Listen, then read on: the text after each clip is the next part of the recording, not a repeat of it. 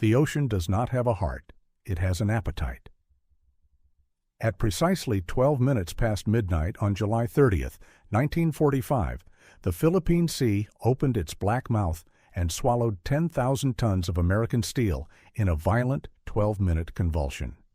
900 men were spat out into the darkness, left to float in a viscous graveyard of iridescent fuel oil and human salt. They were ghosts before they were corpses. The United States Navy, the most powerful maritime force on the planet, did not know they were missing. The Japanese did not yet know they had succeeded. For 4 days, the only witnesses to their slow-motion liquidation were the predators circling beneath their dangling feet, their unblinking eyes reflecting the madness of a merciless equatorial sun. This was not a battle of men against men. It was the clinical disintegration of the human spirit in the face of an indifferent abyss. The tragedy of the USS Indianapolis began long before the torpedoes struck, born from the arrogant confidence of industrial might and the cold machinery of total war. Forged in the iron crucibles of the shipyards in New Jersey and New York in 1930, she was a 186-meter jagged edge of the Portland class. Originally designed as a light cruiser, her 9 200-millimeter cannons demanded a more funibar and imposing classification: heavy cruiser. She was a leviathan of coal-gray steel, a jagged silhouette that displaced over 10,000 tons of brine.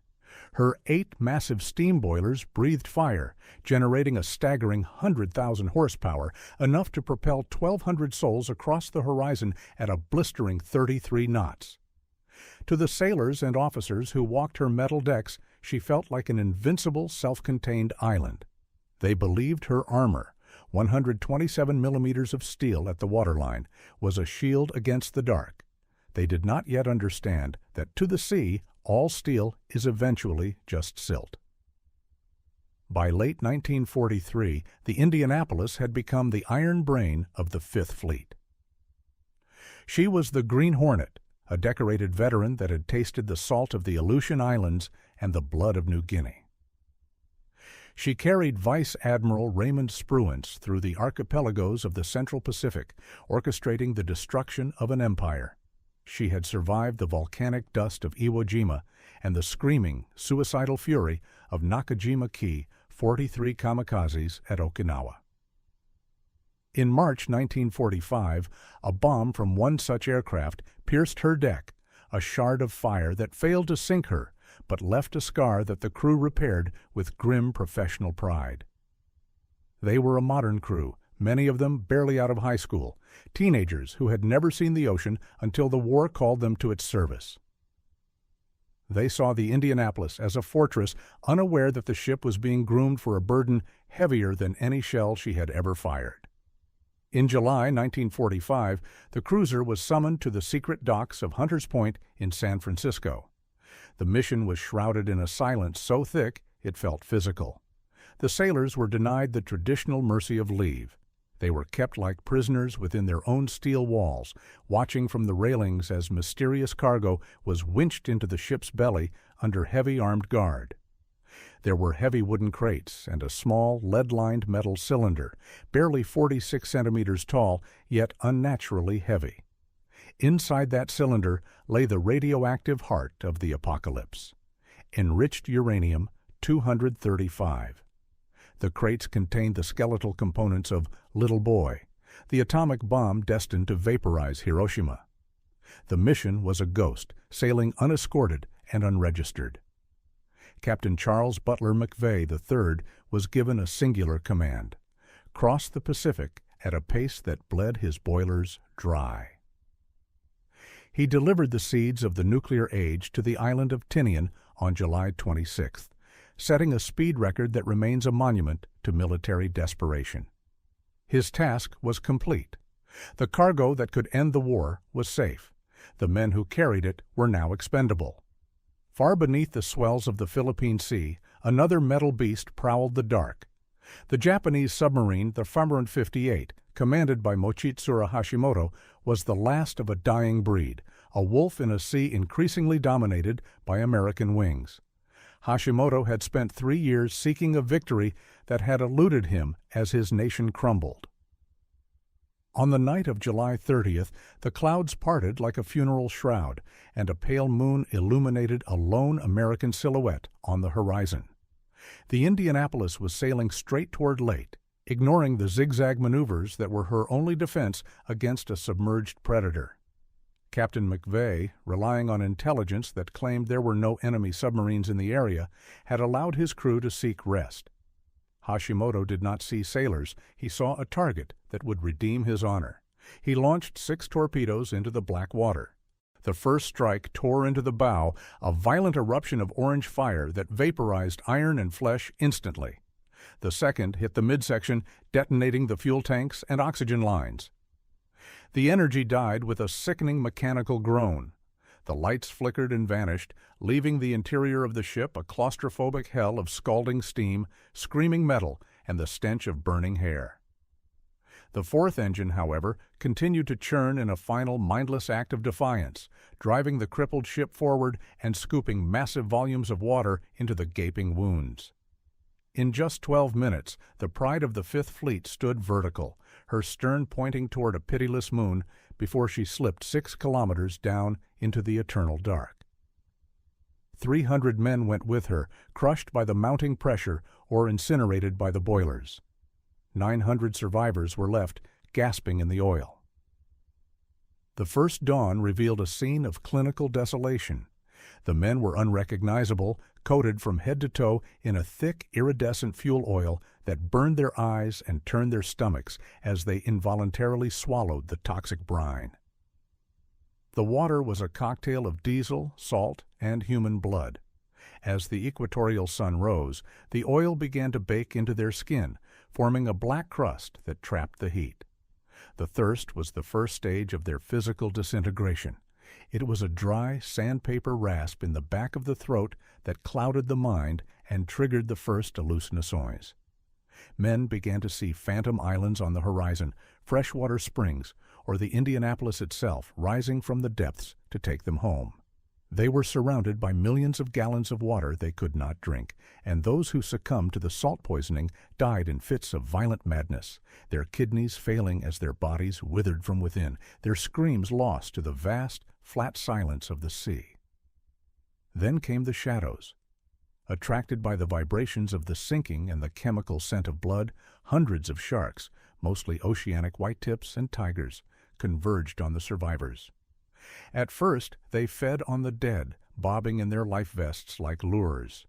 But as the days bled into one another, the predators grew bolder, beginning to target the living.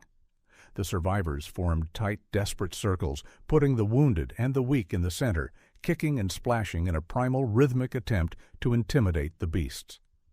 They heard the screams, a sudden, sharp cry, followed by a heavy splash, and then a terrifying, wet silence. Every time a foot brushed against the rough, sandpaper hide of a predator gliding beneath them, a jolt of electrical terror surged through the group. The ocean had ceased to be a body of water. It had become a feeding trough, and the survivors were merely the inventory, waiting for their turn to be pulled into the dark. The Navy's silence was the true betrayal, a bureaucratic failure that condemned hundreds to a watery grave. Because the mission had been ultra-secret, the Indianapolis was never reported overdue. No search parties were dispatched. No radios crackled with her name.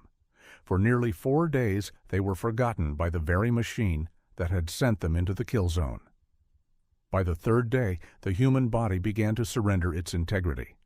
The salt water acted as a slow-motion acid, softening the skin until it began to slough off the flesh in large, translucent patches. Men were literally rotting while they were still breathing. Hypothermia claimed them at night, the sun flayed them by day. Of the 900 who entered the water, only a fragment remained. They were skeletal, oil-stained wrecks, drifting in a state of semi-consciousness, their minds fractured by the constant, agonizing anticipation of the next attack from below. Rescue was a miracle of pure, blind chance.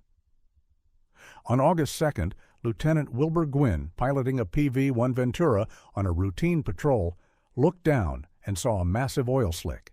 Expecting a Japanese submarine, he lowered his altitude to deliver a depth charge.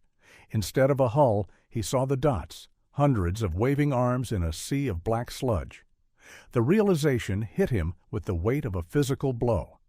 The alert triggered one of the largest and most gruesome rescue operations in naval history. When the rescuers finally reached the water, they found scenes that would haunt them for the rest of their lives. They pulled men from the brine whose skin slid off their arms like wet paper when they were grabbed. They found survivors who were so far gone into madness that they tried to fight their rescuers, convinced they were being taken by demons. Out of the original crew of 1,196, only 317 remained to tell the tale. The rest had been claimed by the fire, the pressure, the thirst, or the unyielding teeth of the deep. The Navy, however, needed a scapegoat to cover the stench of its own negligence. Captain Charles McVay, a man who had survived 4 days in hell, was brought before a court-martial in November 1945. He was the only captain in the history of the United States to be prosecuted for losing a ship to enemy fire during wartime. The irony was funibar and cruel. The Navy brought Mochitsura Hashimoto, the Japanese commander who had sunk him, to testify against him. Hashimoto, in a rare display of wartime integrity, told the court that no amount of zigzagging would have saved the Indianapolis. His submarine's position had been too perfect. The court found McVay guilty anyway, a mark on his record that would never truly wash away, a political execution to protect the admirals who had failed to track his ship. For decades, McVay lived in a dim house in Connecticut, haunted by the ghosts of 880 men. Every year he received Christmas cards from the families of the dead, letters filled with venom that called him a murderer, a coward, and a thief of sons. The weight of the steel and the echoes of the screams in the Philippine Sea finally became too heavy for a single man to carry. In 1968, McVay walked onto his front lawn, holding a small toy sailor his father had given him as a child, and ended his torment with a single gunshot. He was the final casualty of the Indianapolis, a man who survived the sharks only to be devoured by the guilt of survival. In the year 2000, after a massive investigation led by a young student and eventually taken up by Congress, McVay was finally exonerated. His record was cleaned, though he was not there to see the light. 17 years later, in the pressurized, frozen silence of the deep, the wreck was finally found by a team of explorers. She sits upright on the seabed, 6,000 meters down, her hull number 35, still visible through the ancient silt. The star on her capstan glimmers in the artificial glare of the submersibles, a silent steel monument to a tragedy the world tried to bury beneath the headlines of victory. The sea keeps its secrets for as long as it can, but eventually the bones of the ships always return to tell the truth. The Indianapolis is no longer lost in the dark, but the men she took remain part of the indifferent salt and the eternal, crushing silence of the abyss. They are the permanent residents of a sepulchre that knows no mourning.